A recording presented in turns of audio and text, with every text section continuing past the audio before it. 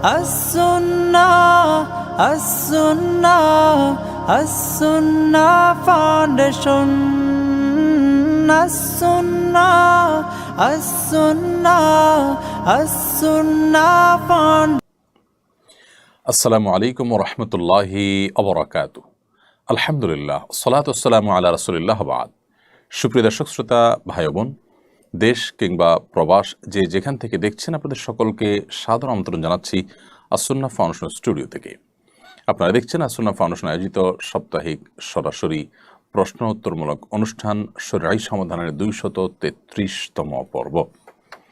অন্যান্য দিনের মতো আজও ইনশাআল্লাহ তাআলা আপনাদের সঙ্গে ঘণ্টা ব্যাপী থাকবো এবং আপনাদের করা জীবন জিজ্ঞাসার উত্তর কোরআন এবং হাদিসের আলোকে দেওয়ার চেষ্টা করব। ওয়ামা তৌফিকি ইল্লা বিল্লাহ। প্রিয় দর্শক, আপনার যে কোনো জীবন ঘনিষ্ঠ প্রশ্ন বাংলা সংক্ষেপে আমাদের এই পোস্টের মন্তব্যের ঘরে লিখুন। আমরা ইনশাআল্লাহ আপনাদের প্রশ্নের উত্তর দেওয়ার আপ্রাণ চেষ্টা অব্যাহত রাখব। আপনারা আমাদের এই লাইভ অনুষ্ঠানটি দেখতে পাচ্ছেন আমাদের ভেরিফাইড ফেসবুক পেজ থেকে, আমাদের ভেরিফাইড ইউটিউব চ্যানেল থেকে, As Sunnah foundation verified Facebook page এবং আমাদের অন্যান্য পেজ ও চ্যানেল সমূহ থেকে একযোগে যে কোনো জায়গায় প্রশ্ন করলে ইনশাআল্লাহ আমরা প্রশ্নগুলোকে আপনাদের কালেক্ট করে উত্তর দেওয়ার চেষ্টা করব। প্রিয় দর্শক, আস-সুন্নাহ ফাউন্ডেশনের কোনো আপডেট থাকলে সাধারণত লাইভের শুরুতে আমরা আপনাদেরকে জানিয়ে থাকি। একেবারে রিসেন্ট আপডেট দেওয়ার মতো বিষয় আপনারা অনেকেই দেখেছেন, আমাদের পেজ থেকে লাইভ হয়েছে। গত বুধবার 10 তারিখ আমরা উত্তরবঙ্গের নীলফামারী জেলার সৈয়দপুরের একটি জায়গা থেকে, একটি কলেজ মাঠ থেকে এবছরের 3 লক্ষ বৃক্ষরোপণ কর্মসূচির উদ্বোধন করেছি। প্রথম দিনে আমরা সেখানে 1500 শিক্ষার্থীর মধ্যে কলেজ, প্রাথমিক বিদ্যালয়, কিন্ডারগার্টেন এবং একটি মাদ্রাসার স্টুডেন্টদের মধ্য থেকে 1500 স্টুডেন্টদের মধ্যে 4500 বৃক্ষ বিতরণ করেছি এবং কিছু গাছ আমরা নিজে হাতে রোপণ করেছি, আর বাকি গাছগুলো আমাদের স্বেচ্ছাসেবক ভাইদের তত্ত্বাবধানে রোপণ করা হচ্ছে। এই বৃক্ষরোপণ কর্মসূচির উদ্বোধনের মধ্য দিয়ে 3 লক্ষ গাছ লাগানোর যে স্বপ্ন আমাদের ছিল, সেই স্বপ্নের পথে আমরা যাত্রা শুরু করেছি। যদিও বৃক্ষরোপণ প্রকল্পে আমাদের এখনও পর্যন্ত 1 লক্ষ গাছের টাকা আমাদের কাছে এসেছে, বাকি 2 লক্ষ গাছের টাকা এখনও প্রয়োজন। আপনারা যারা শরীক হতে চান তারা এখানে শরীক হবেন ইনশাআল্লাহ তাআলা। এছাড়া আলহামদুলিল্লাহ স্বাবলম্বীকরণ প্রজেক্ট 2024 এর কার্যক্রম অনেকখানি এগিয়ে গেছে ইনশাআল্লাহ বিদিনিল্লাহ। আমাদের স্কিল ডেভেলপমেন্ট ইনস্টিটিউটের অধীনে সে প্রশিক্ষণ এবং ড্রাইভিং প্রশিক্ষণ খুব শীঘ্রই শুরু হতে যাচ্ছে, আল্লাহ যদি আমাদেরকে তৌফিক দান করে। প্রিয় দর্শক, আসুন এবার আমরা প্রশ্নোত্তর আলোকিত ভ্রমণে প্রবেশ করি আর বিলম্ব না করি। ইতিমধ্যে আমাদের কাছে অনেকগুলো প্রশ্ন আসছে, আমরা দেখতে পাচ্ছি। একটা প্রশ্ন হলো যে, আমার মা এবং স্ত্রীর মধ্যে বনিবনা হয় না, এ নিয়ে আমি প্রায় বিব্রতকর পরিস্থিতিতে পড়ি। কিভাবে তাদের মধ্যে পারস্পরিক সৌহার্দ্য প্রতিষ্ঠা করতে পারি, পরামর্শ দিয়ে বাধিত করবেন। প্রিয় দর্শক, মা এবং স্ত্রীর মধ্যে যখন বনিবনা হয় না, তখন আসলে ছেলেদের জন্য, স্বামীর জন্য, স্বামী হিসাবে ছেলেদের জন্য অনেক কঠিন পরিস্থিতির মুখোমুখি হতে হয়। অনেকটা পাটা পুতুর ঘষাঘষিতে যেরকম মরিচ বা অন্যান্য জিনিসপত্র যেগুলো আমরা বেটে থাকি, সেগুলোর অবস্থা যেরকম কাহিল থাকে, ঠিক একই রকম অবস্থা ছেলেদের হয়ে থাকে। তো এরকম পরিস্থিতিতে আমরা সবসময় বলি যে উভয় পক্ষের হক এবং অধিকারগুলোর সর্বাগ্রে আমাদের জানা কর্তব্য। স্ত্রীর হক কী, মায়ের হক কী, সেটা আমাদের জানতে হবে। একজনের দিকে আমি টানতে গিয়ে যদি অন্যজনের প্রতি অবিচার হয়, অন্যজনের হক যদি নষ্ট হয়, তাহলে সেটা ভুল হবে এবং সঠিক কাজ হবে না। তো এই জন্য সবার হক এবং সবার প্রাপ্যগুলো আমাদেরকে আগে ভালো করে জানতে হবে।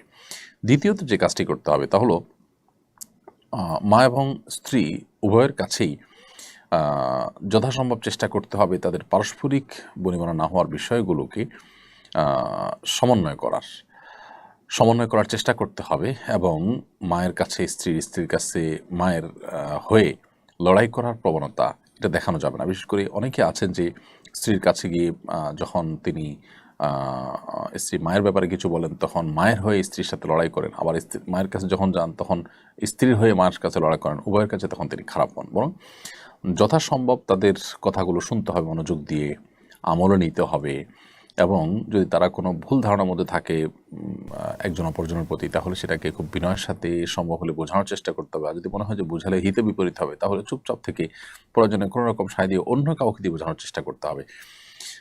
কিন্তু এর মানে এই না যে কোনো জুলুম হলে, অবিচার হলে আপনি নির্বিকার থাকবেন, কিন্তু যথাসম্ভব এই ক্ষেত্রে ব্যালেন্স করার চেষ্টা আমাদের করতে হবে এবং এটা করতে যদি আমরা ভুল করি, তাহলে সেক্ষেত্রে এর জন্য আমাদেরকে অনেক মূল্য দিতে হতে পারে। এরপরে প্রশ্ন দেখতে পাচ্ছি 10ই মুহররমের ফজিলতের সঙ্গে কারবালার সম্পর্ক কতটুকু, এদিনের করণীয় বর্জনের সম্পর্কে জানাবেন। আসন্ন বুধবার 17ই জিলহজ ইনশাআল্লাহ এবছর আশুরা, এবং আশুরার এই দিনে আমরা জানি প্রিয় নবী সাল্লাল্লাহু আলাইহি সাল্লাম বলেছেন যে মুসা আলাইহিস সালামকে আল্লাহ রাব্বুল আলামিন ফেরাউনের বিপরীতে আল্লাহ তাআলা বিজয় দিয়েছেন তাকে এবং বনী ইসরাঈলকে। তো এই নেয়ামতের শুকরিয়া স্বরূপ তিনি সিয়াম পালন করেছেন। এই মুহররমের 10 তারিখ বা আশুরা মূলত মুসা আলাইহিস সালামের বিজয়ের দিন হলেও, আনন্দের দিন হলেও, এই দিনে একই দিনে নবী করিম সাল্লাল্লাহু আলাইহি সাল্লাম প্রিয় দৌহিত্র হুসাইন রাদিয়াল্লাহু তাআলা আনহু নির্মমভাবে কারবালার প্রান্তরে শাহাদাত বরণ করেন সপরিবারে। তো একটি বিজয়ের দিনে একটি দুঃখের এবং বেদনার ঘটনাও ঘটেছে, যার কারণে আমাদের জন্য একটা মিশ্রিত অনুভূতির একটি দিনে পরিণত হয়েছে। একদিকে মুসা আলাইহিস সালামের বিজয়, অপরদিকে হুসাইন রাদিয়াল্লাহু তাআলা আনহু সপরিবারে শাহাদত।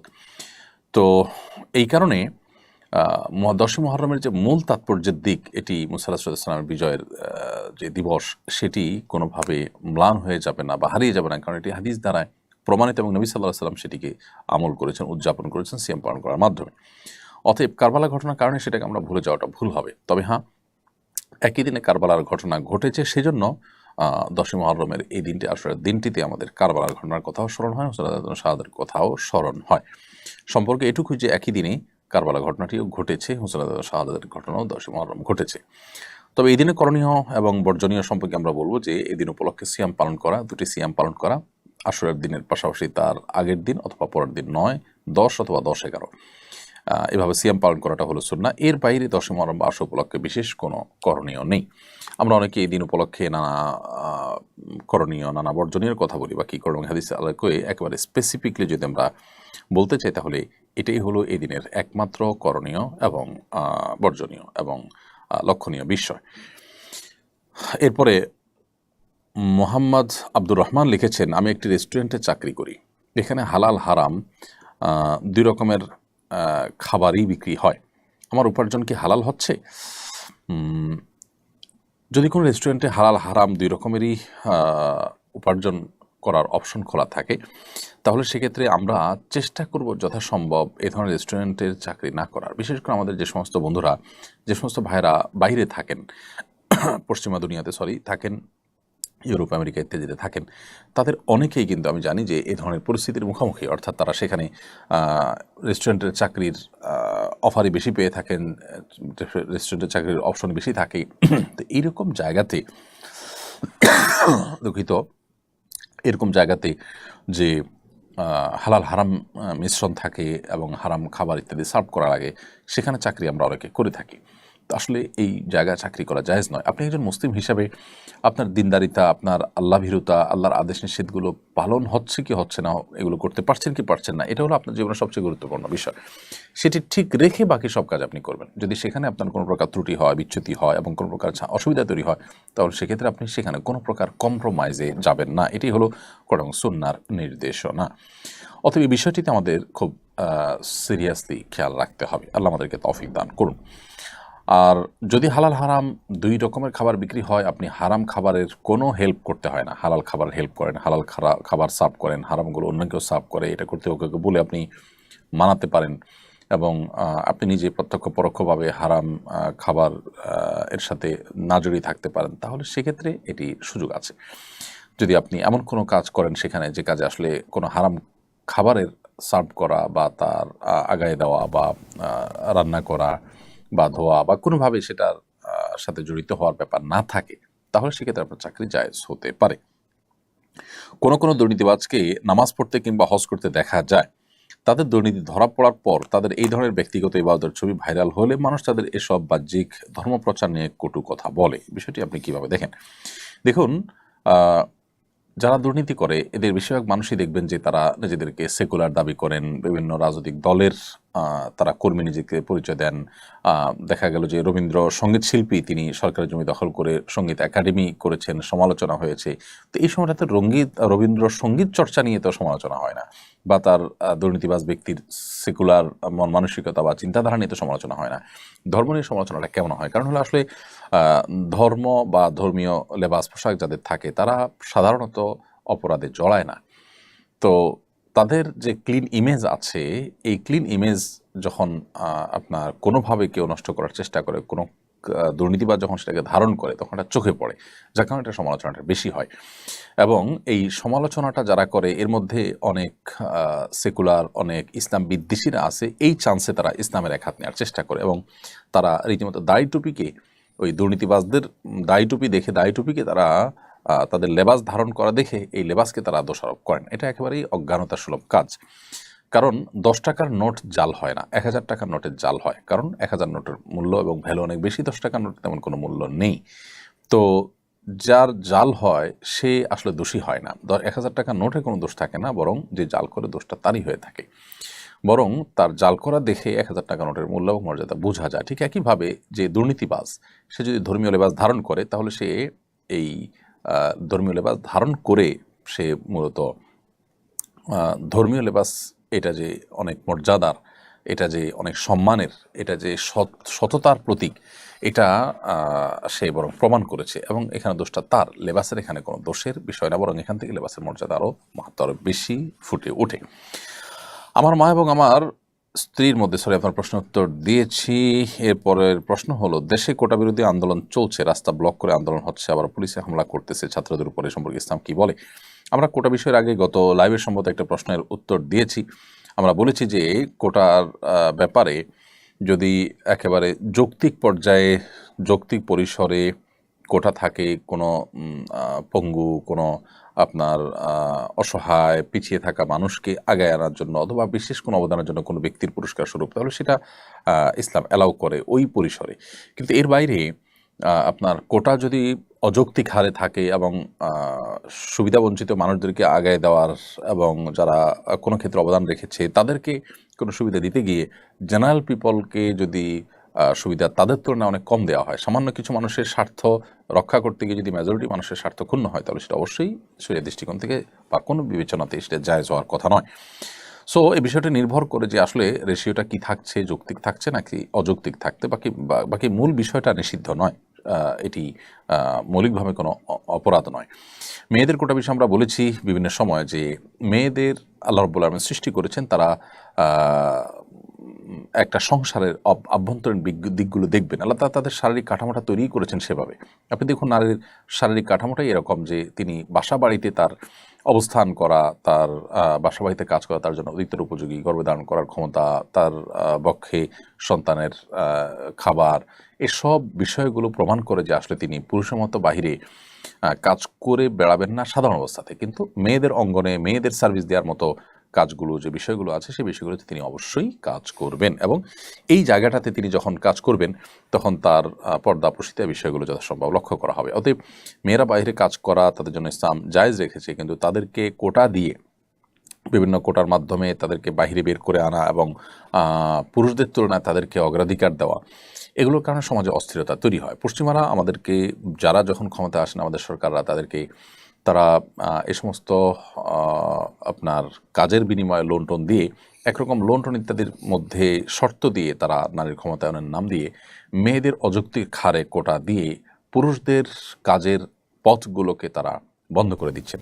আমাদের মা বোনরা আমাদেরই আপনার পরিবারের অংশ, তারা আমাদের আপন, আমরা তাদের মধ্যে কোনো ডিভাইডেশন করতে চাই না, কিন্তু কুচক্রী মহল তারা মূলত এই কাজের মাধ্যমে আমাদের সমাজে যে সংকটটা তৈরি করছে সেটা হয়তো অনেকে আমরা ধরতে পারছি না। শত শত হাজারো যুবক বেকার থাকছে, আবার বহু মহিলারা কাজ করছেন, যেখানে মহিলাদের কাজ না করলেও চলে, অথবা পুরুষরা তার চাইতে ভালো কাজ করতে পারবে না, সেখানে দেখা যাচ্ছে মেয়েদেরকে সেখানে কাজ করতে দেওয়া হচ্ছে।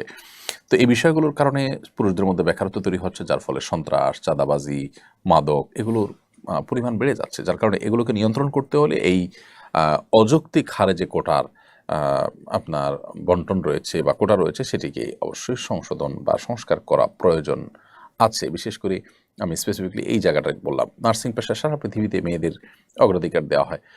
এর পক্ষে যত যুক্তি দেওয়া হোক না কেন, পুরুষদের কি নার্সিং পেশা করতে ইচ্ছা করে না? তাদেরকে অগ্রাধিকার না দেওয়ার কি কারণ থাকতে পারে? এবং মেয়েদেরকে, তাদেরকে যে আমরা বাহিরে চাকরি দেওয়ার নাম করে, স্বাধীনতা বা অধিকার দেওয়ার নাম করে তাদেরকে আমরা বাহিরে বের করছি, তাদের আভ্যন্তরীণ যে কাজটা, ঘরের ভেতরে যে কাজটা, তাদের শারীরিক কাঠামোতে আল্লাহ তাআলা যে সমস্ত দায়িত্বের বিষয় দিয়ে রেখেছেন, সেগুলো কি কোনোটা পুরুষরা করতে পারছেন?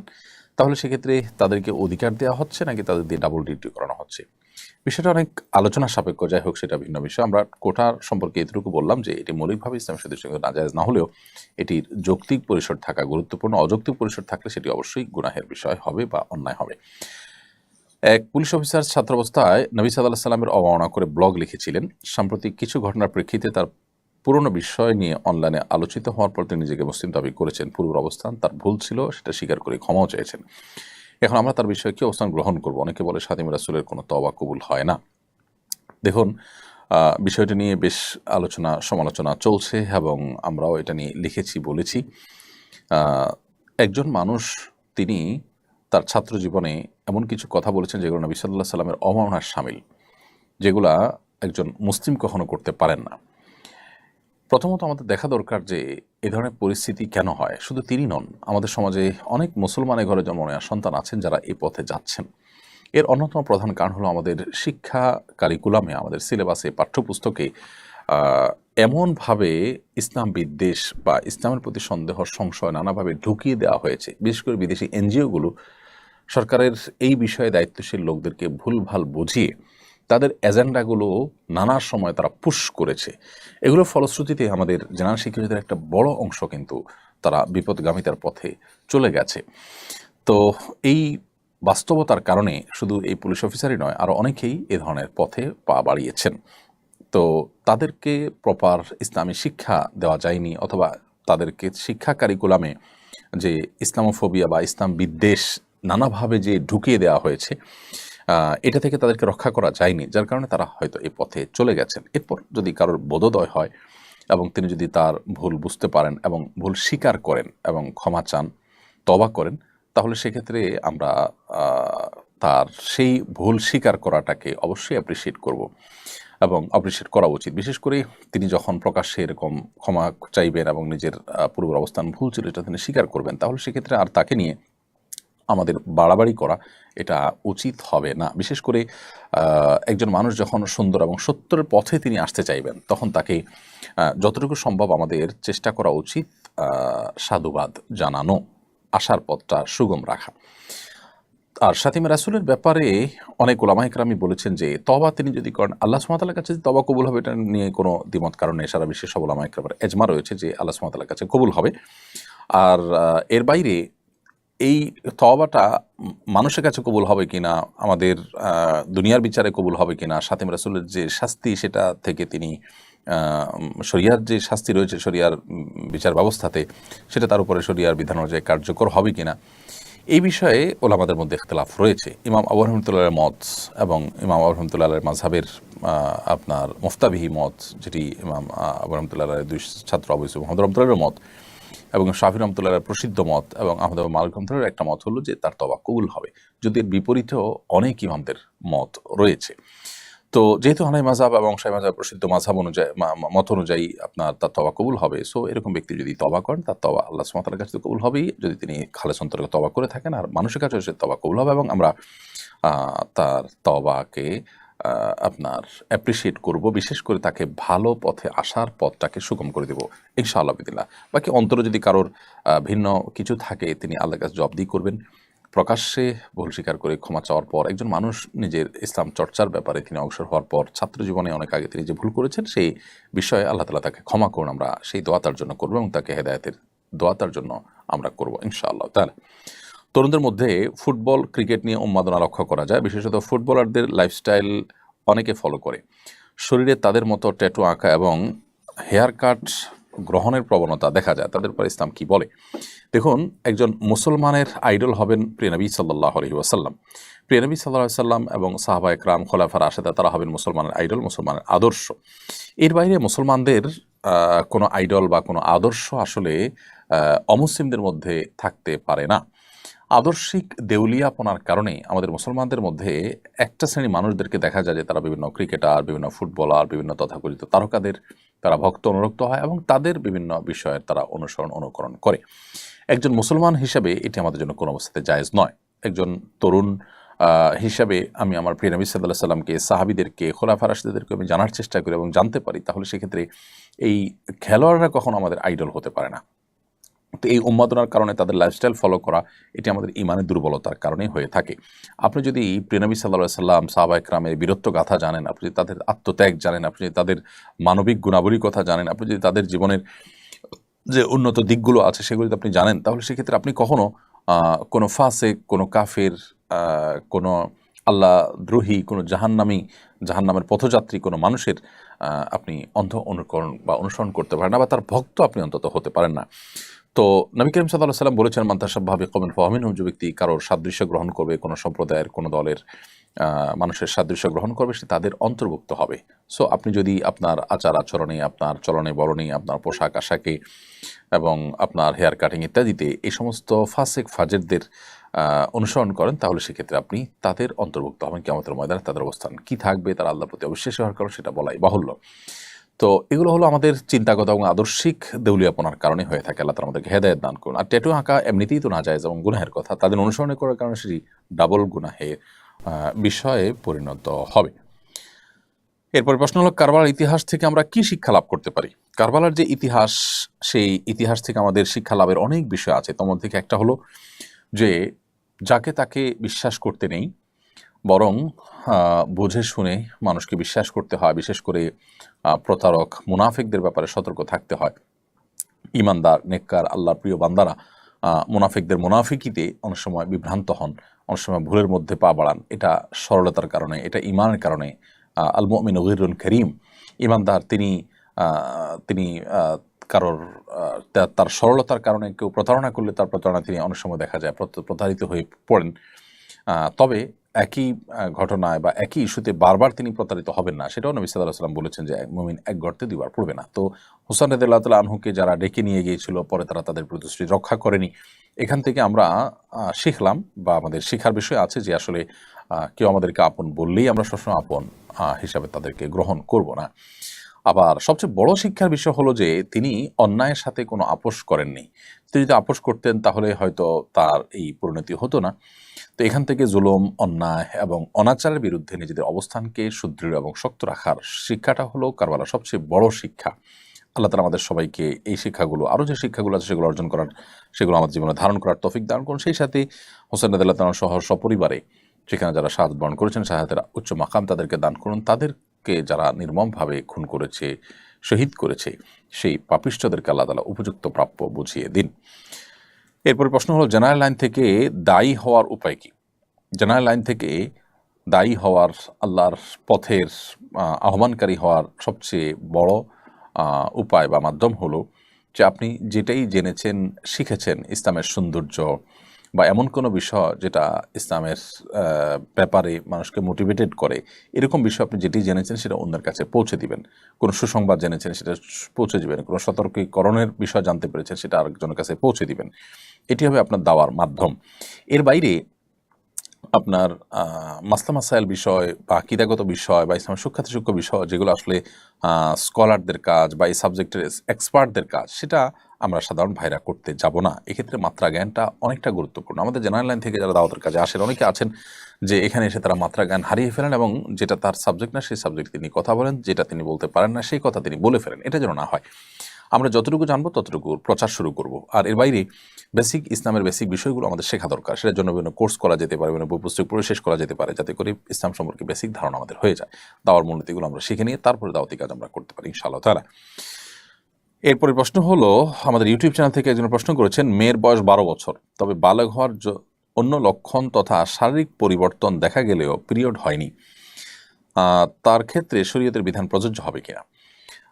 দেখুন, ছেলে বা মেয়ে উভয়ের প্রাপ্তবয়স্ক হওয়ার ক্ষেত্রে মূলনীতি হলো যে শারীরিক কাঠামোতে বালেগ হওয়ার যে আলামতগুলো আছে সেগুলো বা লক্ষণগুলো আছে সেগুলো দেখা গেলে তারা প্রাপ্তবয়স্ক হিসেবে বিবেচিত হবেন, তাদের বয়স যাই হোক না কেন। নানা কারণে, বিশেষ করে সেক্সুয়াল বিষয়গুলোতে যে আপনার পশ্চিমা পৃথিবীর যে বিশেষ এজেন্ডা আছে, আমাদের দেশের এনজিওগুলো যে এজেন্ডা আছে, এগুলোর কারণে মেয়েরা এখন অনেক আগে থেকে তারা প্রাপ্তবয়স্ক হয়ে যাচ্ছে। তো যাই হোক, ছেলে এবং মেয়েদের প্রাপ্তবয়স্ক হওয়ার যে লক্ষণ আছে, বালেগ হওয়ার যে লক্ষণ আছে, শরীয়ত দৃষ্টিকোণ থেকে সেই লক্ষণগুলো পাওয়া গেলেই তাদেরকে বালেগ ধরা হবে। যেমন ছেলেদের ক্ষেত্রে দাড়ি গজানো, স্বপ্নদোষ হওয়া ইত্যাদি।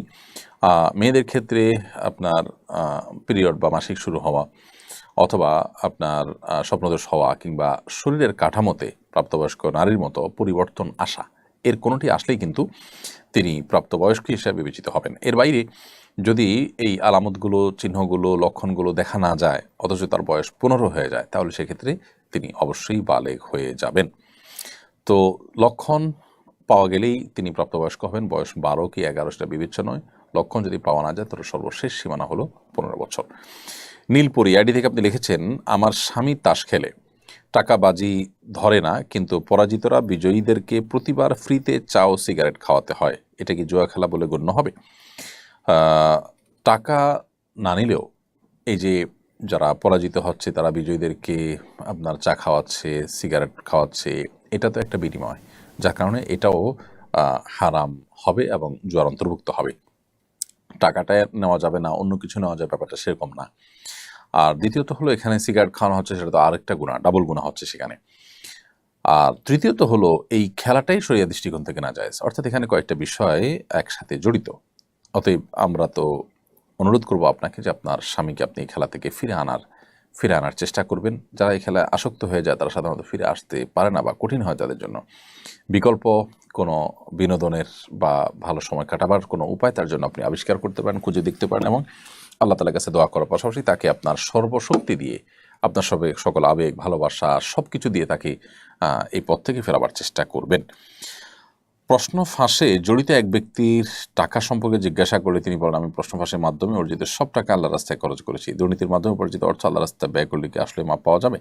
না ভাই, আমাদের দেশে কালো টাকা সাদা করা যায়, অর্থাৎ অবৈধভাবে উপার্জন করেছেন কেউ, কিছু ট্যাক্স দিয়ে দিলে সবগুলো সাদা হয়ে যায়। এটা দেখে আমরা অনেকে মনে করি যে ধর্মীয় ক্ষেত্রেও বোধ হয় আমরা কোনো অন্যায় উপার্জন করে, হারাম উপার্জন করে কিছু টাকা দান সাদাকা করে দিলে বোধ হয় বাকিগুলা হালাল হয়ে যাবে। ব্যাপারটা সেরকম না। হারাম উপার্জন করলে আপনি এই টাকা যাদের থেকে উপার্জন করেছেন, কারোর হক নষ্ট করেছেন, তাহলে তারটা তাকে ফেরত দিতে হবে, সম্পূর্ণ দান করে দিতে হবে যদি তাকে ফেরত দেওয়ার সুযোগ না থাকে। এরপর আল্লাহ তাআলার কাছে মাপ চাইতে হবে। কিন্তু আপনি কিছু টাকা দান সদকা করে দিয়ে বাকিগুলো হালাল হয়ে যাবে মনে করলে সেটি আপনার ভুল ছাড়া আর কিছু নয়। এরকম ধারণা অনেকেই করছেন। অতএব তাদের সেই ধারণা থেকে বেরিয়ে আসতে হবে এবং হারাম উপার্জন থেকে তাদেরকে দূরে থাকতে হবে। আল্লাহ তাআলা আমাদেরকে তৌফিক দান করুন। পাঠাও, উবার ও এ জাতীয় রাইড শেয়ারিং অ্যাপসের মাধ্যমে রাইডারের সঙ্গে যোগাযোগ হওয়ার পর অনেক সময় রাইডার রাইড ক্যান্সেল করে একই ভাড়ায় অ্যাপ ছাড়া যাওয়ার প্রস্তাব দেন। এতে অ্যাপ কর্তৃপক্ষের নির্ধারিত হিস্সা থেকে বঞ্চিত করা হয়। এমন প্রস্তাব গ্রহণ করা যাত্রীদের জন্য উচিত কিনা?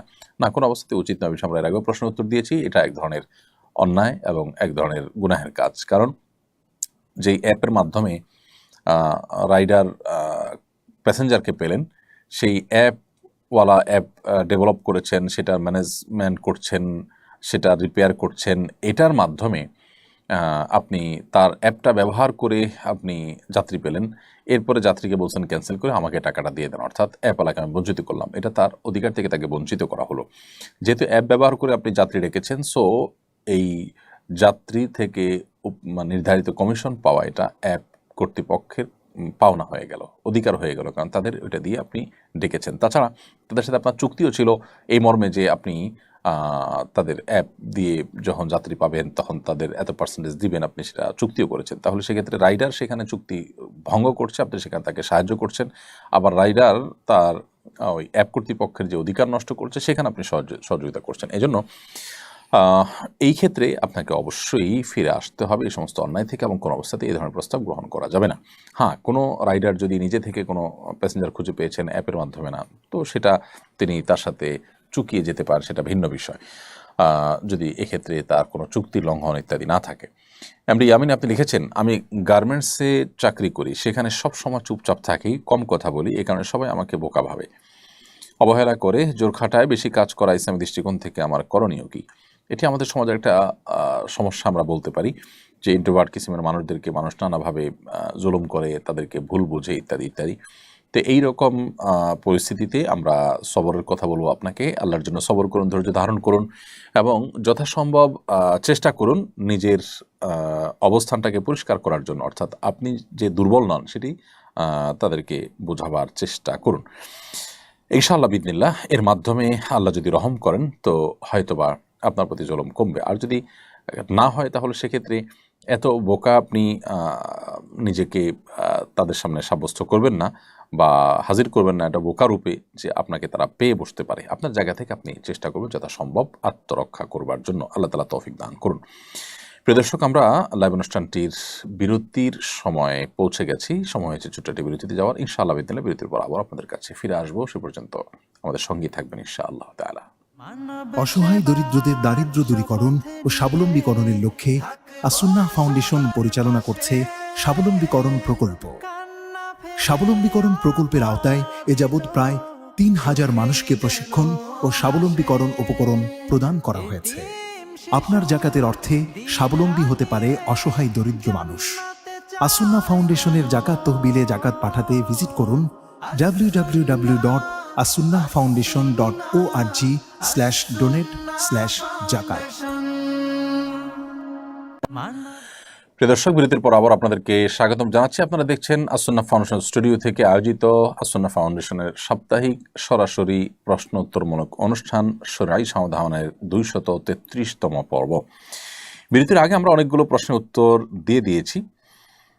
এই পর্যায়ে যে প্রশ্নগুলো আমি দেখতে পাচ্ছি সেগুলো উত্তর দেওয়ার চেষ্টা করছি। মুহররম মাসে আমি বিয়ে করতে চাচ্ছি।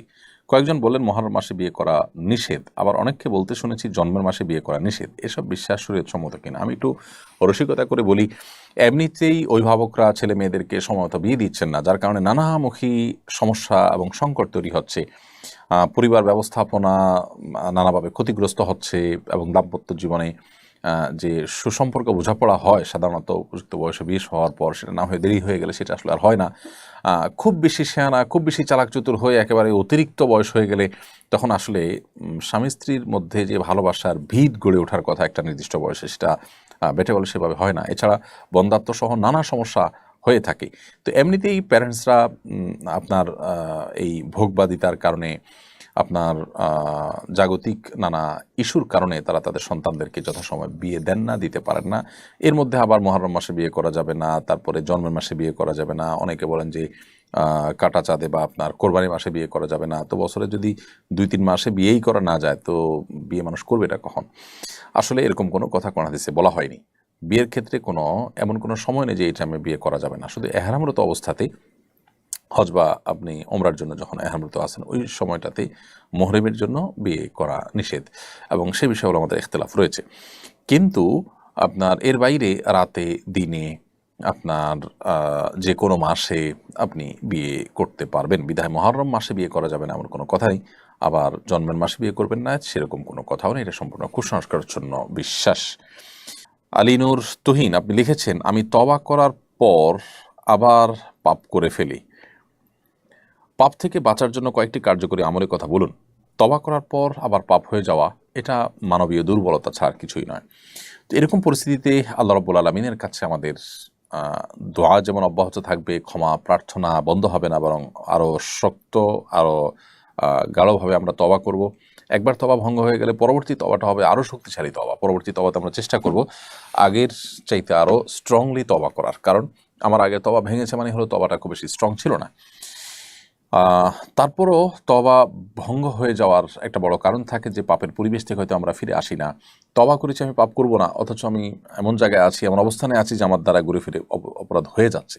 তো এই জায়গাগুলো থেকে আমরা সরে আসার জন্য আপ্রাণ চেষ্টা অব্যাহত রাখবো ইনশাআল্লাহ তাআলা। সেটি হবে, পাপের পরিবেশ থেকে ফিরে আসা হবে আমাদের তওবাকে ধরে রাখার সবচেয়ে বড় মাধ্যম। এর বিপরীতে নেগের পরিবেশের মধ্যে আমরা নিজেদেরকে ধরে রাখার চেষ্টা করবো ইনশাআল্লাহ। 10 মুহররম তাজিয়া মিছিল বের করা হয়। মিছিল অংশগ্রহণকারীরা নিজেদের গায়ে নিজেরা আঘাত করেন, এমনকি অভিভাবকরা নিজেদের শিশু সন্তানদের গায়েও আঘাত করেন। এবার শরীয়তের বিধান কি? পরিষ্কারভাবে নবী করিম সাল্লাল্লাহু আলাইহি ওয়াসাল্লাম কোনো শোক পালন করতে গিয়ে নিজের শরীরে আঘাত করা, জামা কাপড় ছেঁড়া এগুলোর পরে পরিষ্কারভাবে নিষেধ করেছেন, এবং আল্লাহ তাআলা লানত অভিশাপ নাজিল হয় এই সমস্ত ব্যক্তিদের উপর, সেই কথা তিনি বলেছেন। সো তাজিয়া মিছিল বা আপনার শোক মিছিলের নামে নিজের শরীরের বা সন্তানদের শরীরে আঘাত করা সম্পূর্ণ নাজায়েজ এবং গুনাহের কথা। দিন মনে করে, ইসলাম মনে করে এই ধরনের ভুলভাল কাজ অনেকেই করছেন। শিয়াদের মধ্যে এগুলোর প্রবণতা অনেক বেশি। আমরা এই সমস্ত কাজকে কখনো জায়েজ মনে করতে পারি না, কারণ নবী করিম সাল্লাল্লাহু আলাইহি ওয়াসাল্লামের স্পষ্ট নিষেধাজ্ঞা রয়েছে। বিধায় এই ধরনের কাজ আমরা করব না। এমনিতেই আপনার শোক পালন করতে গিয়ে আল্লাহর প্রতি, আল্লাহর সিদ্ধান্তের প্রতি আপনার এক ধরনের বিদ্রোহ প্রকাশ পায়, সেরকম মাতম করাও কিন্তু হাদিসে নিষেধ।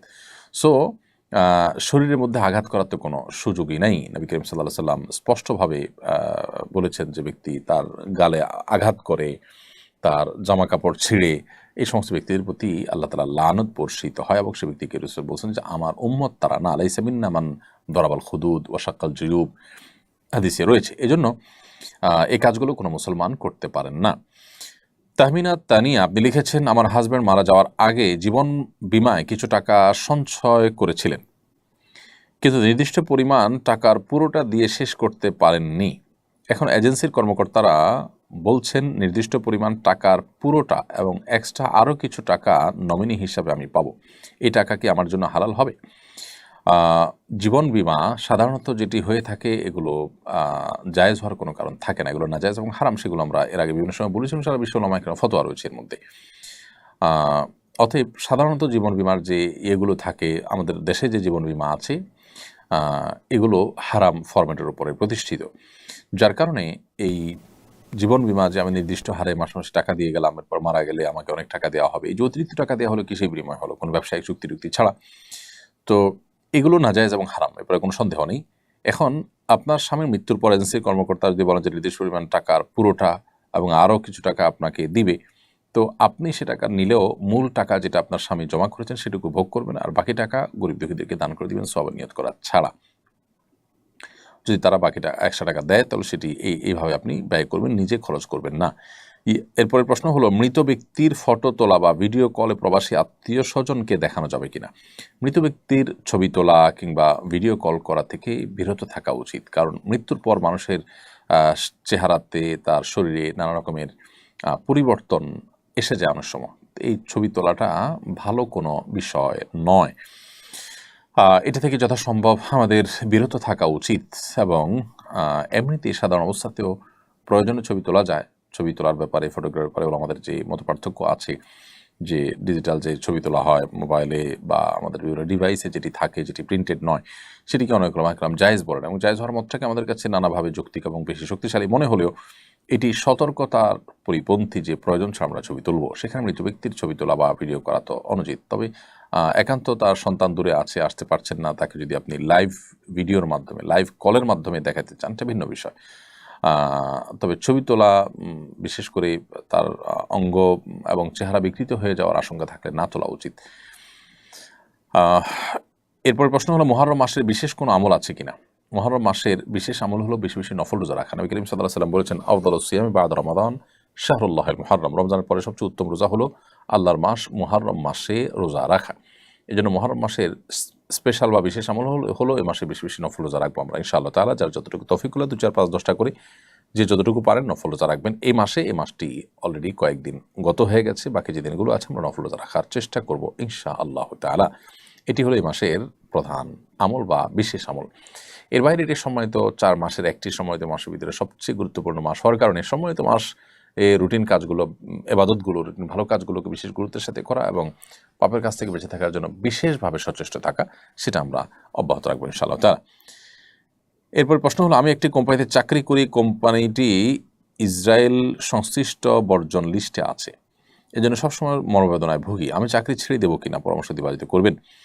আপনার চাকরি যদি অন্যত্র করার সুযোগ থাকে, এই কোম্পানিকে আপনি যে সার্ভ করছেন সেটা না করে অন্য কোথাও সার্ভ করবেন, সেটাই হবে আপনার জন্য উচিত এবং কর্তব্যের বিষয়।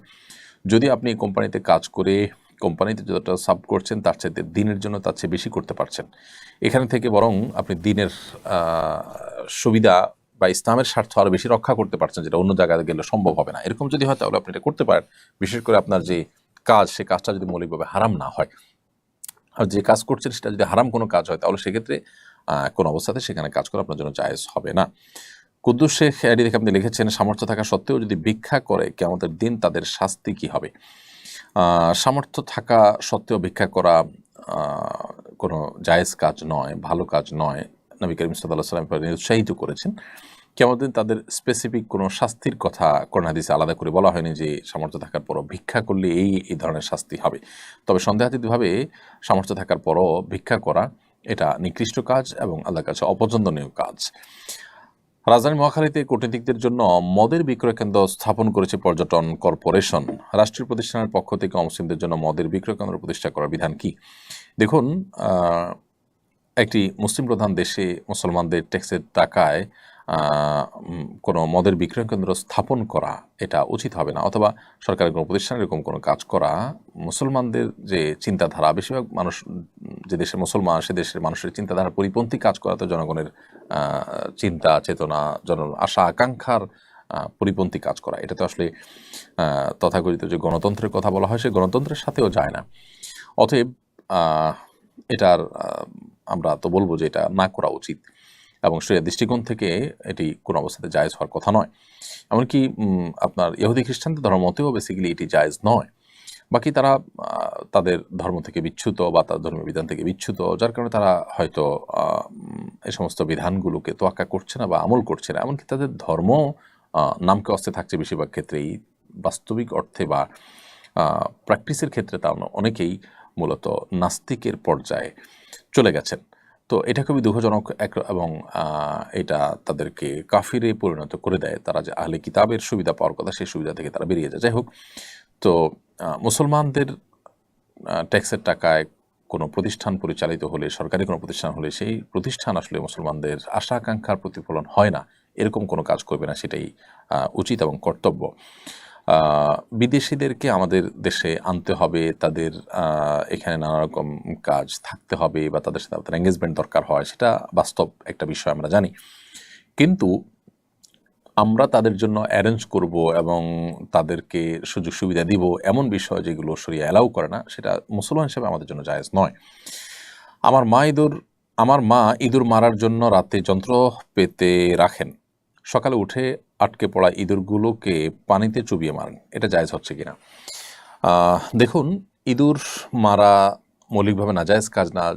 যদি ইঁদুর আমাদের উপদ্রবের কারণ হয়, আমাদের ফল ফসল ক্ষতি করে, বাসা বাড়িতে ডিস্টার্বের কারণ হয়, তাহলে তাদেরকে মারাটা নিষেধ নয়, কিন্তু নির্মমভাবে মারাটা নিষেধ। অতএব ইঁদুর মারতে গিয়ে আপনার মা যে প্রক্রিয়া অবলম্বন করছেন, যে পানিতে চুবিয়ে মারছেন, এটা অবশ্যই নির্মমভাবে হত্যা করা। নবী করিম সাল্লাল্লাহু আলাইহি ওয়াসাল্লাম বলেছেন, ইন্নাল্লাহ কাতাবাল ইহসানা আলা কুল্লি শাই, আল্লাহ তাআলা প্রত্যেকটা বস্তুর প্রতি ইহসান করাটাকে ফরজ করে দিয়েছেন। ফাইদা যাবাহতুম ফাহসিনু যিবহাতা ওয়া ইযা কাতালতুম ফাহসিনুল কিতলাতা, যদি তোমরা কোনো পশু জবাই করতে হয়, যুদ্ধক্ষেত্রে কোনো শত্রুপক্ষকে হত্যা করতে হয়, বিচারিকভাবে হত্যা করতে হয়, তাহলে তো সেক্ষেত্রে তোমরা এহসান করবে, অর্থাৎ অনুগ্রহ করবে। সেক্ষেত্রে তোমরা অমানবিক হতে যাবে না, যথাসম্ভব মানবিক হবে এবং চেষ্টা করবে তার প্রতি যাতে কোনো অবিচার না হয় সেদিকটাকে খেয়াল রাখতে। বিধায় যেখানে যে কষ্টটা না দিলেই চলে, সেভাবে কষ্ট দিয়ে আপনার কোনো প্রাণীকেও হত্যা করা জায়েজ নাই। সেজন্য এভাবে পানিতে চুবিয়ে আপনার এই আপনার ইঁদুরকে মারা জায়েজ নেই। আপনি বিষ প্রয়োগ করলেন, কোনো যদি এক আঘাতে মেরে ফেললেন, এই জাতীয় কোনো প্রক্রিয়া আপনি অবলম্বন করতে পারেন। এরপর প্রশ্ন হলো, এমন কোনো আমল আছে কিনা যা করলে আমি হজে যেতে পারবো? দেখুন, আপনি হজে যাওয়ার মতো আমল, যে আমল করলে আপনি হজে যাওয়ার সুযোগ তৈরি হতে পারে, সেটা মূলত আল্লাহ তাআলার কাছে দোয়া করা। আল্লাহর কাছে যত বেশি আপনি দোয়া করবেন, তত বেশি আল্লাহ রাব্বুল আলামিন আপনাকে হজে যাওয়ার সুযোগ দিবেন, আপনি আশা করতে পারেন। দোয়া করবেন, যদি দোয়ার শর্ত অনুযায়ী আপনি করতে পারেন, কায়মান বাক্যে দোয়া করতে পারেন, সেভাবে আপনি মনোযোগের সাথে দোয়া করতে পারেন, কারণ আল্লাহ তাআলা অমনোযোগী অন্তরের দোয়া কবুল করেন না। অতএব সেভাবে যদি দোয়া করতে পারেন, তো আশা করা যায় আল্লাহ রাব্বুল আলামিন আপনার দোয়া কবুল করবেন। তো সেভাবে আপনি দোয়ার চেষ্টা করবেন। এর বাইরে নিজের সাধ্য অনুযায়ী আপনি অর্থ সঞ্চয় করা থেকে নিয়ে অন্যান্য প্রস্তুতি যেগুলো আছে সেগুলো আপনি নিতে থাকবেন। আশা করা যায় আল্লাহ রাব্বুল আলামিন আপনার দোয়া কবুল করবেন। এর বাইরে আসলে স্পেসিফিক কোনো আমল নাই যেটা করলে আপনি হজে যেতে পারবেন। হজে যাওয়ার জন্য এই চেষ্টাগুলো করবেন। এছাড়া যে আমলগুলো করলে হজ এবং ওমরা সওয়াব পাওয়া যায়, যেমন এশাকে নামাজ পড়লে আরও বিভিন্ন আমল আছে, সেই আমলগুলো আপনি করতে থাকবেন। এখান থেকে হজের প্রতি আপনার আগ্রহ, আপনার তামান্না যা আছে সেটি বোঝা যাবে। আন্তর্জাতিক ফুটবল খেলা দেখা এবং এ নিয়ে আলাপ আলোচনা করা জায়েজ আছে কিনা? দেখুন, এই সমস্ত খেলাধুলা, এই সমস্ত আপনার ক্রীড়া আন্তর্জাতিকভাবে যেগুলো হয়ে থাকে বা দেশীয়ভাবে এরকম বড় বড় আসর যেগুলো হয়ে থাকে, প্রথমত এগুলোতে যে উন্মাদনা হয়ে থাকে, এগুলোতে বিনোদনের নামে যে আপনার উৎসবের উচ্ছলতা হয়ে থাকে, এটা আসলে কোনো মুসলমানের সাথে যায় না। একজন মুসলমান পৃথিবীতে বেঁচে থাকার প্রয়োজনে তার যতটুকু আনন্দ বিনোদন প্রয়োজন আছে শরীয়ত সেটাকে অ্যালাউ করে।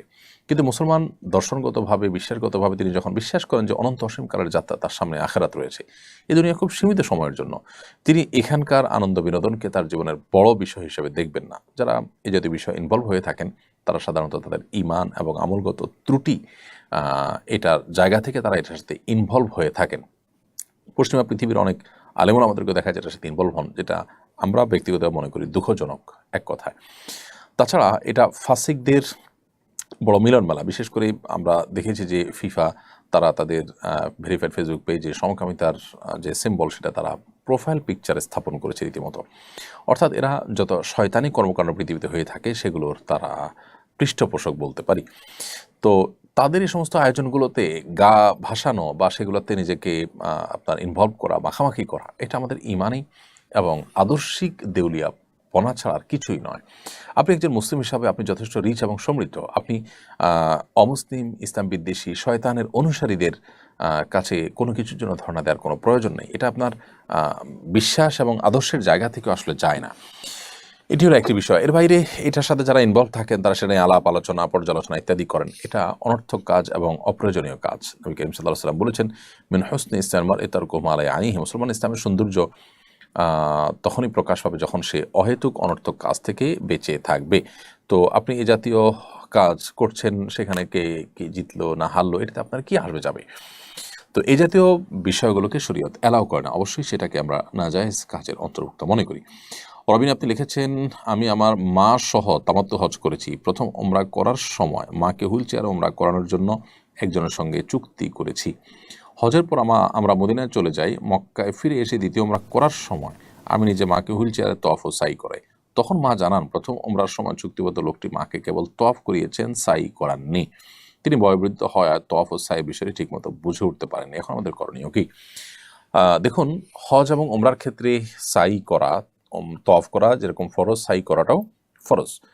অতএব এই ফরজটি যদি ছুটে যায় এবং আপনি শহর ত্যাগ করে অন্যত্র চলে গেছেন, পরে আবার ফিরে আসছেন, তাহলে সেক্ষেত্রে আপনার ওই ওমরাটি আবার আদায় করতে হবে, কারণ আপনার ওমরা হয়নি।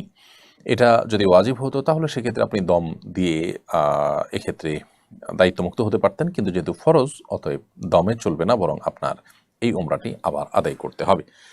সেলিম জামান আপনি লিখেছেন, অনাবৃষ্টির জন্য সারা দেশে দোয়া করা হয়েছে। দেশে অতিরিক্ত বৃষ্টি বা উজানে বৃষ্টি বন্ধ করার জন্য কোনো আমল আছে কিনা? অবশ্যই বৃষ্টি যদি অতিরিক্ত হয় এবং ক্ষতির কারণ হয়, নবী করিম সাল্লাল্লাহু আলাইহি ওয়াসাল্লামের সেখানে আমলও আছে। সে আমলটা হলো যে আমরা আল্লাহ তাআলার কাছে দোয়া করব বিশেষভাবে। সে দোয়াটা হলো আল্লাহুম্মা সাইয়্যিবান নাফিআ। আল্লাহ, আমরা আপনার কাছে উপকারী বৃষ্টি চাই। আল্লাহুম্মা হাওয়ালাইনা ওয়ালা আলাইনা। আল্লাহ, আমাদের যে ফসল, আমাদের যে ক্ষেত, আমাদের যে বাসাবাড়ি, আমাদের যে জনবসতি, সেগুলো যেন ক্ষতিগ্রস্ত না হয়। এজন্য আমাদের পাহাড়ে, পর্বতে, নদীতে, নালাতে যেখানে বৃষ্টি হলে আমাদের ক্ষয়ক্ষতি হবে না, আল্লাহ সেরকম বৃষ্টি আমরা চাই, উপকারী বৃষ্টি আমরা চাই। তো এই দোয়া, দুটি দোয়া, একটা হলো আল্লাহুম্মা সাইয়্যিবান নাফিআ, একটা হলো আল্লাহুম্মা হাওয়ালাইনা ওয়ালা আলাইনা। এই দোয়া নবী সাল্লাল্লাহু আলাইহি ওয়াসাল্লামের সুন্নাহ দ্বারা সাব্যস্ত। আমরা অতিরিক্ত বৃষ্টি থেকে আত্মরক্ষার জন্য আল্লাহ তাআলার কাছে এভাবে নিবেদন করব। সম্প্রতি বাংলাদেশে একজন তারকা দাবাড়ু দাবা খেলার তো অবস্থায় স্ট্রোক করে ইন্তেকাল করেছেন। ফেসবুকে তার এই মৃত্যু নিয়ে কটুবাক্য উচ্চারণ করছেন অনেকে। এসব ক্ষেত্রে আসলে আমাদের করণীয় কি? দেখুন, একজন মানুষ তিনি দাবার মতো খেলায় লিপ্ত, যেটি শরীয়তে নিষিদ্ধ, হাদিসে পরিষ্কারভাবে নিষিদ্ধ রয়েছে। ইমানদার হাতে এত অহেতুক সময় যে তিনি ফালতু সময় নষ্ট করবেন। বেঁচে থাকার জন্য যতটুকু আনন্দ বিনোদনের প্রয়োজন, তার জন্য নিজেদের পরিবার রয়েছে, ফিজিক্যাল অ্যাক্টিভিটিস রয়েছে, নিজেরা শরিয়ার সীমানার মধ্যে থেকে সেটি করতে পারেন। এর বাইরে এই জাতীয় খেলাধুলা, দাবা ইত্যাদির ব্যাপারে শরিয়াতে পরিষ্কারভাবে স্পষ্ট আলাদা দাবার পরে হাদিসে নিষেধাজ্ঞা রয়েছে। সো এ ধরনের খেলাধুলায় মত্ত থাকা, এটা তো গুনাহের কথা। তো গুনাহ করতে করতে যদি কারোর মৃত্যু হয়, সন্দেহাতীতভাবে সেই মৃত্যু কোনো মুসলমানের জন্য কাঙ্ক্ষিত মৃত্যু নয়। কিন্তু এই মৃত্যুকে ঘিরে ওই ব্যক্তি বা আপনার এই জাতীয় বিষয়ের ক্ষেত্রে সংশ্লিষ্ট বিষয় যিনি মৃত্যুবরণ করেছেন তাকে নিয়ে আপনার বাজে মন্তব্য করা, গালমন্দ করা, এটা আসলে কোনো মুসলমানের চরিত্র নয়। মুসলমান এরকম পরিস্থিতিতে তার জন্য সমবেদনা প্রকাশ করবে, তার এই মৃত্যুটা ভালো মৃত্যু ছিল না সেজন্য সিম্পেথি দেখাবে, তার এই মৃত্যুটা অনাকাঙ্ক্ষিত সেটি প্রকাশ করবে, অন্যদের জন্য দাওয়াতের কাজ হয় সেভাবে কথা বলবেন। কিন্তু কোনোভাবেই তাকে আঘাত করে, বিশেষ করে তাকে জাহান্নামে পাঠিয়ে দেওয়া, জাহান্নামী হিসাবে বলা, এই কাজগুলো করার সুযোগ নেই। কারণ হলো, কোনো ব্যক্তির তিনি যদি মুসলিম হয়ে থাকেন, গুনাহ করতে করতেও যদি মৃত্যু হয়ে যায়, তারপরও তার জাহান্নামী হওয়ার সার্টিফিকেট দেওয়া এটা আমার দায়িত্বের মধ্যে পড়ে না।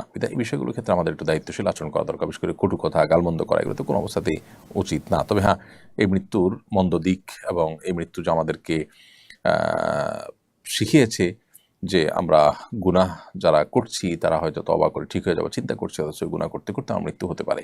সেই ভয়াবহ বিষয়টি আমরা অন্যদেরকে দাওয়াতের উদ্দেশ্যে তুলে ধরতে পারি। সেই সাথে ওই ব্যক্তির জন্য আমাদের একজন মুসলিম ভাই তিনি, সেই হিসাবে তার জন্য আমাদের সিম্প্যাথি কাজ করবে যে তিনি একটা ভালো মৃত্যু পেলেন না, একটা খারাপ কাজ করতেও তার মৃত্যু হলো, এটা কতই না দুর্ভাগ্যজনক তার জন্য। কিন্তু তাই বলে তাকে গালমন্দ করা বা বাজে মন্তব্য কটু উক্তি করা এটা উচিত নয়। আমাদের 3টি গরু আছে, মা গরুটা অসুস্থ, অনেক চিকিৎসা করার পরও সুস্থ হয়নি, শুয়ে থাকতে থাকতে পচন ধরে গেছে, আশেপাশ খুবই গন্ধ ছড়াচ্ছে। এই গরু থাকলে অন্য 2টাও অসুস্থ হওয়ার সম্ভাবনা রয়েছে। এই গরুটা জবাই করে মাটিতে পুঁতে রাখলে কি গুনাহ হবে? দয়া করে জানাবেন। হ্যাঁ, যদি অনেক বেশি অসুস্থ হয়, গন্ধ বের হয়, এটা যদি খাওয়ার অনুপযুক্ত হয় তাহলে সেক্ষেত্রে আপনি এটা জবাই করে আপনার মাটিতে পুঁতে রাখতে পারেন, গুনাহ হবে না। আর যদি এর গোশত খাওয়ার মতো থাকে, খাওয়া যায়, তাহলে সেক্ষেত্রে এটা খেতে পারেন বা অন্যদেরকে দিতে পারেন। আর যদি খাওয়াটা স্বাস্থ্যের জন্য ক্ষতিকর মনে হয় বা অরুচিকর হয় বা খাওয়ার মতো না থাকে, তাহলে সেক্ষেত্রে সেটি তো করতেই পারবেন। এবার প্রশ্ন হলো, আমার স্বামী আমাকে একদমই সময় দেন না, তিনি বাসায় এসে মোবাইলে সময় নষ্ট করেন, এতে আমি অনেক কষ্ট পাই। আমার স্বামীর উদ্দেশ্যে কিছু বলুন। আপনার স্বামী যদি আমাকে শুনে থাকেন তাহলে আমি বলবো যে এটি এক ধরনের অবিচার। আমরা মনে করি যে এটা এমন কোনো ব্যাপার না, আমার ঘরের স্ত্রী, তো অসুবিধা কী? স্ত্রীকে একান্তে আমাদের সময় দেওয়া কর্তব্য। প্রিয় নবী সাল্লাল্লাহু আলাইহি ওয়াসাল্লাম ব্যক্তিগত কাজ, দিনী কাজ শেষ করার পর ফ্যামিলিকে, পরিবারকে সময় দিতেন এবং ঘরোয়া কাজে উম্মুল মুমিনিনদের, তিনি তার স্ত্রীদের, নবীপত্নীদের তিনি সময় দিতেন এবং সহযোগিতা করতেন, ব্যক্তিগত কাজগুলো করতেন। স্মার্টফোনের আসক্তি দেখা যায় আজকাল আমাদের পুরুষ এবং মহিলা উভয়ের মধ্যে রয়েছে। পুরুষরা স্মার্টফোনে ব্যস্ত, স্ত্রীকে সময় দিচ্ছে না, স্ত্রী স্মার্টফোনে ব্যস্ত, স্বামী সন্তানকে সময় দিচ্ছেন না। এর উভয়টি কিন্তু জুলুম। একদিকে আমরা গুনাহগার হচ্ছি, অপরদিকে আমরা বান্দার হক নষ্ট করছি। এজন্য আল্লাহকে আমাদের ভয় করা উচিত। দাম্পত্য জীবনে সুখ শান্তির জন্য এক অন্যকে সময় দেওয়াটা খুবই গুরুত্বপূর্ণ কাজ, সেটি আমাদের করা উচিত। নবী করিম সাল্লাল্লাহু আলাইহি ওয়াসাল্লাম আমাদের রাসূলুল্লাহ আনহা বহু আবদার পূরণ করেছেন, তার সাথে ফিজিক্যাল এক্সারসাইজ, দৌড়াদৌড়ির প্রতিযোগিতা করেছেন। একবার তিনি ইথিওপিয়ানদের এক ধরনের খেলা দেখতে চেয়েছেন, নবী সাল্লাল্লাহু আলাইহি ওয়াসাল্লাম তাকে নিয়ে গেছেন।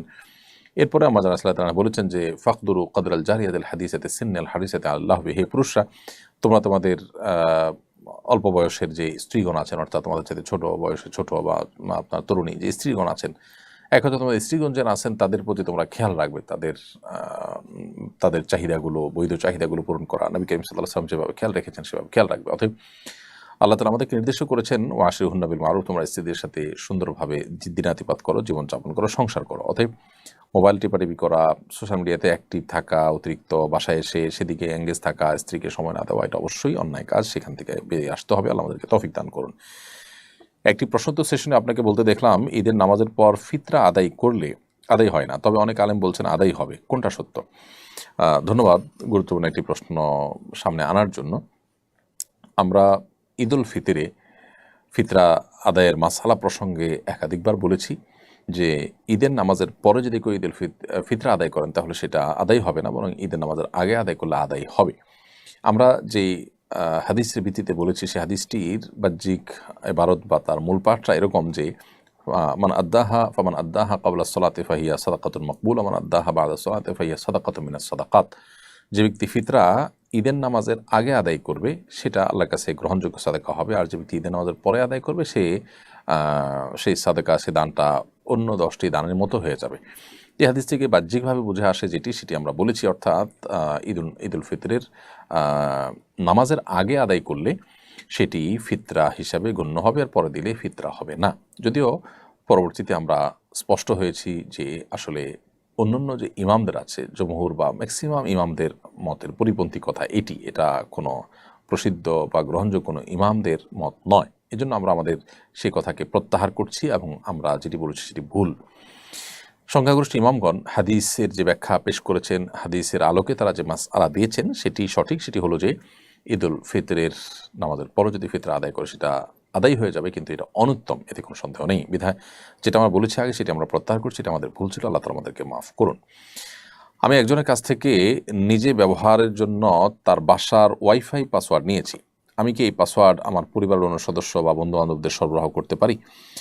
দেখুন, এই সমস্ত বিষয়গুলো নির্ভর করে যে তার সাথে আপনার বোঝাপড়া কেমন। যদি বিষয়টা এরকম যে হ্যাঁ আপনি তার অনুমতি চাইলেও তিনি নিষেধ করবেন না, করার মতো না, তাহলে আপনি সেটা শেয়ার করতে পারেন। আর যদি এটা নিয়ে সন্দেহ থাকে যে তিনি নিষেধ করতে পারেন, বিশেষ করে আমরা জানি যে ওয়াইফাই বহু মানুষ ব্যবহার করলে সেটার অতিরিক্ত মানুষ এঙ্গেজমেন্টের কারণে স্পিড কমে যায়, তিনি ক্ষতিগ্রস্ত হবেন, এরকম যদি মনে হয় তাহলে সেটা আপনার জন্য জায়েজ হবে না। কারণ এখানে আপনাকে অ্যাক্সেস দেওয়া হয়েছে, আপনারা বহু মানুষকে যখন অ্যাক্সেস দিবেন তখন নিশ্চয়ই তিনি ক্ষতিগ্রস্ত হবেন, নিশ্চয়ই তার স্পিড কমবে। তো এই জায়গা থেকে এটা আপনার উচিত কাজ হবে না। এরপর প্রশ্ন হলো, আমার কবুতরের সঙ্গে অন্য কবুতর চলে এসেছে, কার কবুতর যায় না, এখন আমার করণীয় কি? দেখুন, কোনো কবুতরের সাথে অন্য কবুতর যদি চলে আসে, আপনি সেগুলো লালন পালন করতে কোনো অসুবিধা নেই। আপনি চেষ্টা করবেন মালিককে খুঁজে বের করার, কোনোভাবে যদি বের করা না যায় তাহলে বাইরে থাকলে তারা মারা যেতে পারে, বা মালিকের কাছে ফিরে যদি না যায়, যাওয়ার কোনো স্কোপ থাকে সেই স্কোপ তাকে দেওয়া উচিত, আটকে ফেলা উচিত না নিজে নিজে। কিন্তু যদি সেরকম স্কোপ না থাকে, বরং সেগুলো বাইরে থাকলে মারা যাবে বা ধ্বংস হবে, তাহলে আপনি লালন পালন করলে সেটা নাজায়েজ হবে না। এরপর প্রশ্ন হলো, একজন দাড়ি টুপিওয়ালা মানুষ প্রশ্ন ফাঁস করার কারণে যতটুকু সমালোচনা হয়েছে, সম্প্রতি একজন হিন্দু প্রিয়নাথ নামে তিনি প্রশ্নপত্র ফাঁস করে বিপুল পরিমাণ অর্থ আত্মসাৎ করেছেন, অথচ এটা নিয়ে তেমন কোনো সমালোচনা হচ্ছে না। এর কারণ কি? দেখুন, এই বিষয়গুলো আমরা বিভিন্ন সময় দেখি যে আপনার দাড়ি টুপিওয়ালা মানুষ কোনো অন্যায় করলে সেটা নিয়ে অনেকে অনেক বেশি সমালোচনা করেন, অন্যগুলো নিয়ে এতটা সমালোচনা করেন না। এর অন্যতম প্রধান কারণ তো হলো, যেটা আমি একটু আগে একটা প্রশ্ন উত্তরে বলেছি, যে দাড়ি টুপি বা ধর্মীয় লেবাস ধারণ করা মানুষগুলো ভালো মানুষ হয়, এরা খারাপ মানুষ হলে তখন মানুষ এই অস্বাভাবিক বিষয়ের কারণে অতিরিক্ত আলোচনায় মেতে ওঠে। কিন্তু এটা ঠিক যে আমাদের সমাজে এক শ্রেণী মানুষ অন্য ধর্মাবলম্বীরা যখন কোনো অপরাধ করে তখন তার ধর্মীয় পরিচয়টাকে হাইড করে এবং সেটাকে একেবারে উল্লেখই করে না। বিশেষ করে মিডিয়াগুলোতে আমরা এই দ্বিচারিতা দেখি। আর এর বিপরীতে মুসলমানদের ক্ষেত্রে ইমাম করলে ইমাম, তারপরে হুজুর, আলেম, তাদের সেই পরিচয়টাকে খুব বড় করে তুলে ধরে। এটা তো একটা চক্রান্ত সন্দেহাতীতভাবে, এবং এ ধরনের শয়তানি কর্মকাণ্ড যারা করে থাকে তাদের সমস্ত শয়তানি কর্মকাণ্ড করে মূলত ইসলাম থেকে মানুষকে তারা দূরে সরাতে পারবে না, ইসলাম প্রতি মানুষকে বিতশ্রদ্ধ করতে পারবে না। কিয়ামত পর্যন্ত ইসলাম সামনে অগ্রসর হতে থাকবে, তারা নিজেদেরকে ধ্বংস করছে বা ধ্বংসের দিকে তারা নিজেদেরকে টেনে নিয়ে যাচ্ছে।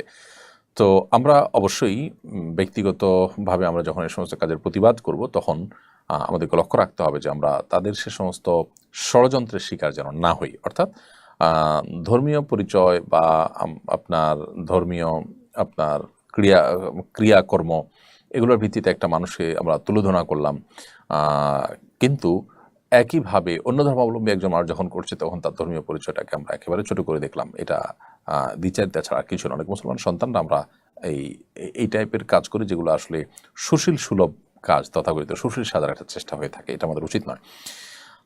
আমরা যখন একটা পলিসি অবলম্বন করব সেটা আমাদের সব ক্ষেত্রেই ঠিক থাকা উচিত। একটি প্রশ্ন তো সেশনে আপনার প্রশ্ন তো দিয়েছি আমি একজন কাছ থেকে, আপনার প্রশ্ন উত্তর আমরা দিয়েছি। আমাদের দেশের বিভিন্ন পাবলিক পরীক্ষার প্রশ্ন প্রায় ফাঁসায়, ফাঁসকৃত প্রশ্ন আগে জেনে পরীক্ষা দেওয়ার পর চাকরিগুলো উপার্জন হালাল হবে কিনা, প্রশ্ন ফাঁসে জড়িতদের কী ধরনের শাস্তি হওয়া উচিত? আমরা এটির উত্তর গত সপ্তাহে সম্ভবত কোনো একটা প্রশ্ন উত্তরে দিয়েছি। প্রশ্ন ফাঁস হয়েছে, সে প্রশ্ন জেনে পরীক্ষা দিয়েছেন, তাহলে সেক্ষেত্রে আপনার উপার্জন হারাম হবে না। এর কারণে যদি আপনি চাকরি বৈধ কোনো খাতে কাজ করে থাকেন কিন্তু আপনি আমানতের খেয়ানত করেছেন, সেজন্য আপনি গুনাহগার হবেন। এজন্য আপনাকে তওবা নাসুহা এবং খাঁটি তওবা করতে হবে যে জীবনে কখনো আপনি আর এই অন্যায় করবেন না। আর এর সাথে যারা জড়িত, প্রশ্ন ফাঁসের সাথে যারা জড়িত, তারা বহু মানুষের অধিকার খর্ব করেছেন, বহু মানুষের অধিকার নষ্ট করেছেন। ইসলাম শরিয়ার দৃষ্টিকোণ থেকে এটি অনেক বড় একটি কবিরা গুনাহ, বিধায় এটার শাস্তি শরিয়া, যদিও এটার শরিয়ার দণ্ডবিধিতে বিশেষ কোনো দণ্ড ঠিক করে দেয়নি। অতএব যখন যে সমাজে যেই পরিস্থিতিতে যে ধরনের শাস্তি দেওয়াটা উপযুক্ত মনে করবেন বিচারকগণ, সেই শাস্তি শরিয়ার দৃষ্টিকোণ থেকে, শরিয়ার বিচারিক আদালত থাকলে সেখানে দিবেন। বাকি আমাদের দেশের প্রচলিত আপনার বিচার ব্যবস্থা, দেশের সংবিধান অনুযায়ী এটার কী শাস্তি আছে সে বিষয়ে বিশেষজ্ঞ যারা আছে তারা ভালো বলতে পারবেন। সজন আহমেদ আপনি লিখেছেন, আম গাছের ডাল যদি কাঁঠাল গাছে গ্রাফটিং বা কলম করা হয় সেটি কি জায়েজ হবে? এটা আল্লাহ সৃষ্টিতে পরিবর্তন বলে গণ্য হবে কিনা? মৌলিকভাবে এটা জায়েজ আছে এবং মৌলিকভাবে এটা আল্লাহ সৃষ্টির পরিবর্তন হিসাবে গণ্য হবে না। কারণ হলো আসলে আপনার ফল ফসল বা অন্যান্য ইয়ের ক্ষেত্রে আল্লাহ সৃষ্টিতে পরিবর্তনের যে নিষেধাজ্ঞা সেটা এর ক্ষেত্রে প্রযোজ্য নয়। কিন্তু যথাসম্ভব আমাদের খাবার ইত্যাদির ক্ষেত্রে তাহার যে অর্গানিক বা অরিজিনাল যে রূপ সেটি আমাদের ধরে রাখার চেষ্টা আমাদের নানাভাবে করা উচিত।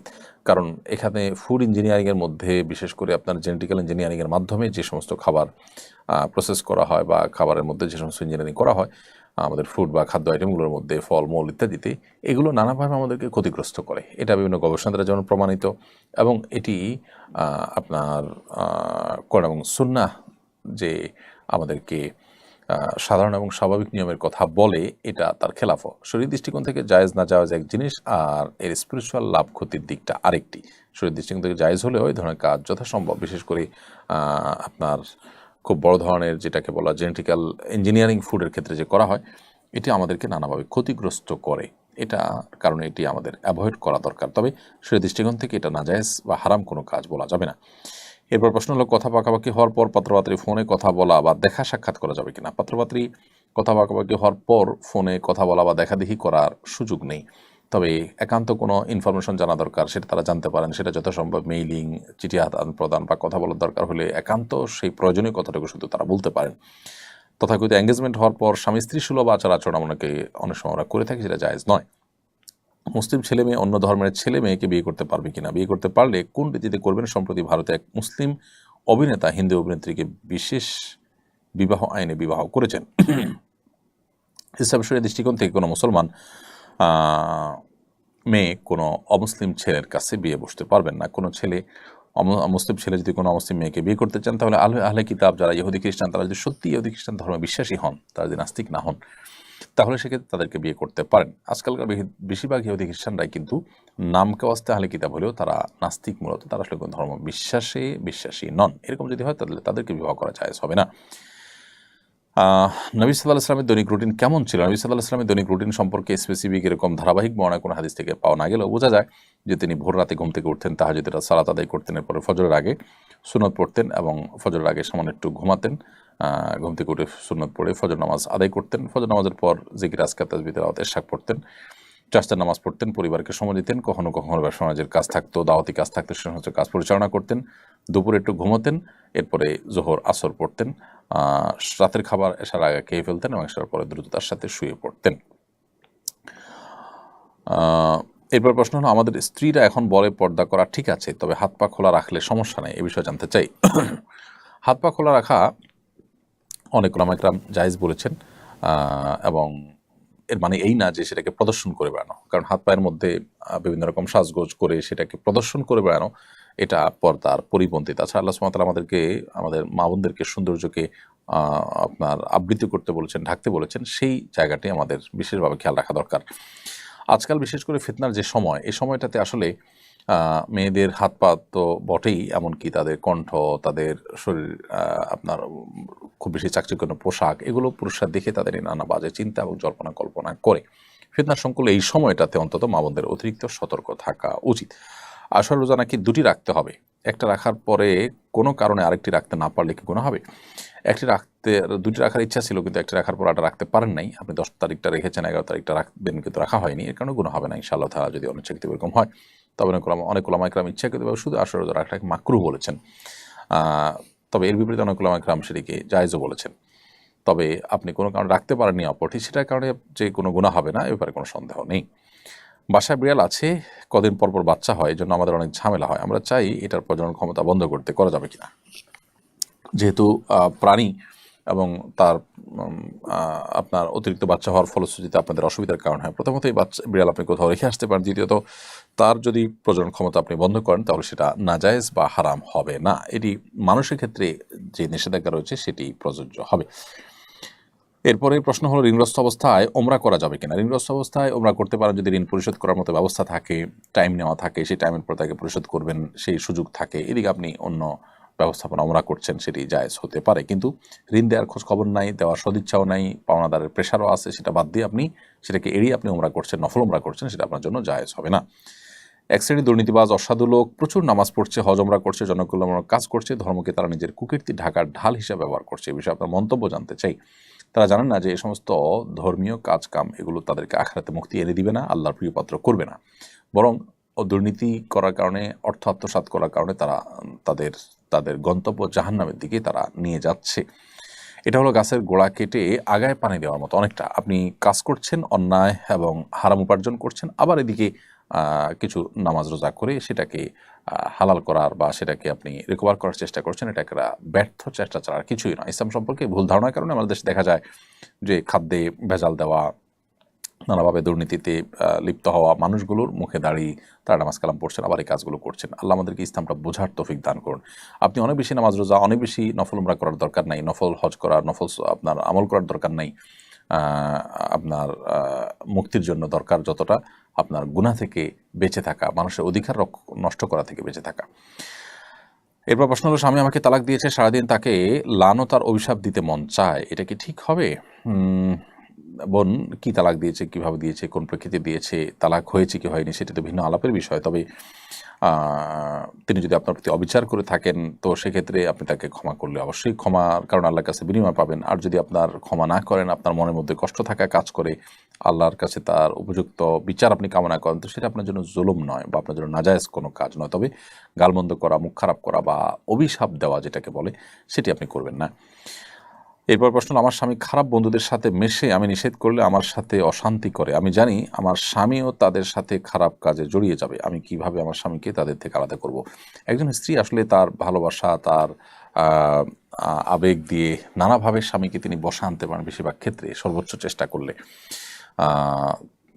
বিশেষ করে স্বামীদেরকে বশে আনার সমস্ত কৌশল স্ত্রীদের জানা থাকে। হ্যাঁ, কিছু কিছু অমানুষ থাকে, তাদের কথা ভিন্ন।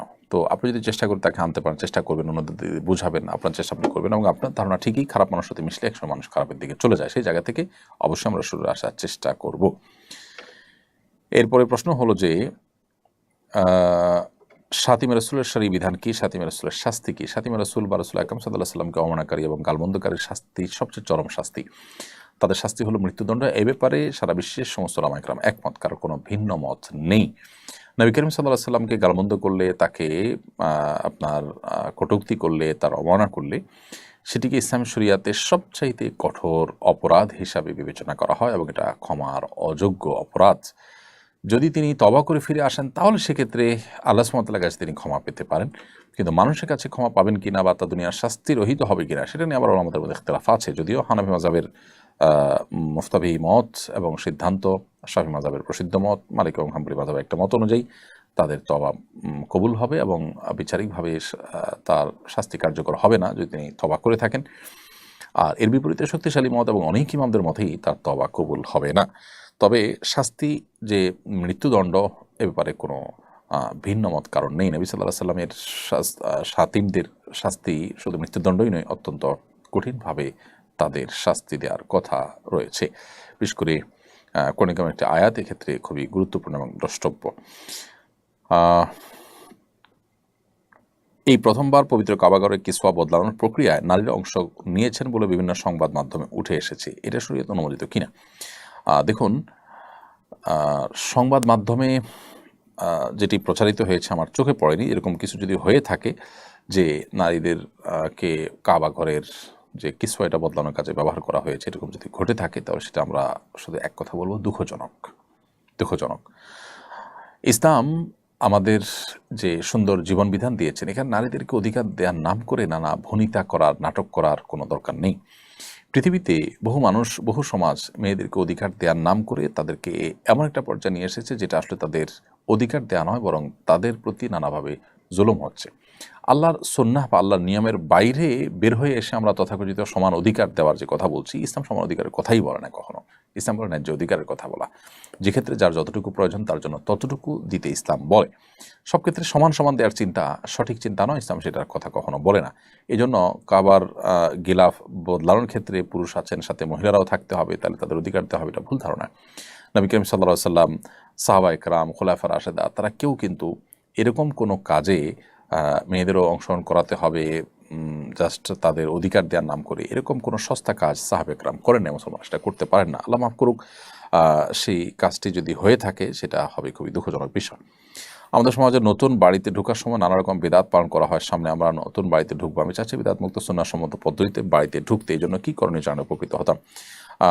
আপনি নতুন বাড়ি করেছেন, এ উপলক্ষে কোনো মানুষকে যদি আপনি দাওয়াত দিয়ে খাওয়ান, আত্মীয়স্বজনকে দাওয়াত দিয়ে খাওয়ান, সেটা জায়েজ আছে, এটা শরীয়তের কোনো নির্দেশ নয়।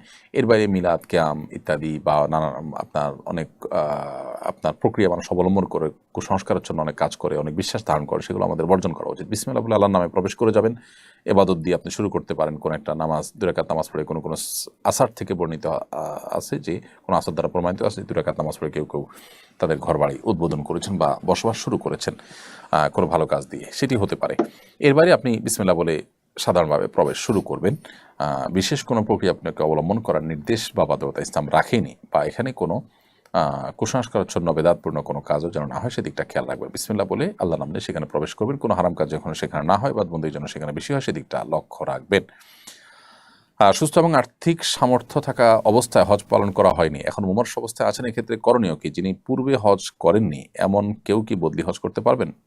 পূর্বে হজ করেননি এমন কেউ বদলি হজ করতে পারবেন না, নিজের হজ আগে করতে হবে, তারপর তিনি বদলি হজ করতে পারবেন। আর সুস্থ এবং আর্থিক সামর্থ্য থাকা অবস্থায় যদি হজ না পালন করে থাকেন, মুমূর্ষু অবস্থায় আছেন, তাহলে তার আর্থিক সংগতি থাকলে এটা দিয়ে তার পক্ষ থেকে অন্য কাউকে দিয়ে বদলি হজের ব্যবস্থা করবেন। শুধু সাজানোর উদ্দেশ্যে বাবুর কপালের ডান বা বাম পাশে টিপ দেওয়া যাবে কিনা, এটা করতে পারেন, সাজানোর জন্য দিতে পারেন, এটা কল্যাণ অকল্যাণ চিন্তা না করে যদি দেন দিতে পারেন। কোরআন মাজিদ তেলাওয়াত করার সময় সিজদার আয়াতগুলো অনেকবার তেলাওয়াত করা হয়েছে, কিন্তু পরে সিজদা দেওয়া হয়নি, এখন আমার করণীয় কি? সিজদার আয়াত তেলাওয়াত করে সিজদা দেওয়া ওয়াজিব। যদি আপনার সিজদা কখনো না দিয়ে থাকেন তাহলে তো আপনি অনেক বড় গুনাহ করেছেন এবং সের জন্য আল্লাহর কাছে তওবা করবেন। প্রিয় দর্শক, দেখতে দেখতে আমরা অনুষ্ঠানের একেবারেই শেষ প্রান্তে চলে এসেছি, সময় এসে বিদায় নেওয়ার। আল্লাহ যদি আমাদেরকে সুস্থ রাখেন, নিরাপদে রাখেন, ভালো রাখেন, ইনশাআল্লাহ বিদিনিল্লাহ আগামী জুমাবার একই সময় আবার দেখা হবে। সে পর্যন্ত সবাইকে আল্লাহ যেন সুস্থ রাখেন, ভালো রাখেন সেই দোয়া ব্যক্ত করে আল্লাহ তাআলার কাছে সেটি নিবেদন করে আজকের মতো এখানে শেষ করছি। জাযাকুমুল্লাহ খাইর। আসসালামু আলাইকুম ওয়া রাহমাতুল্লাহি ওয়া বারাকাতুহু। আসুন্নাহ ফাউন্ডেশন, উম্মার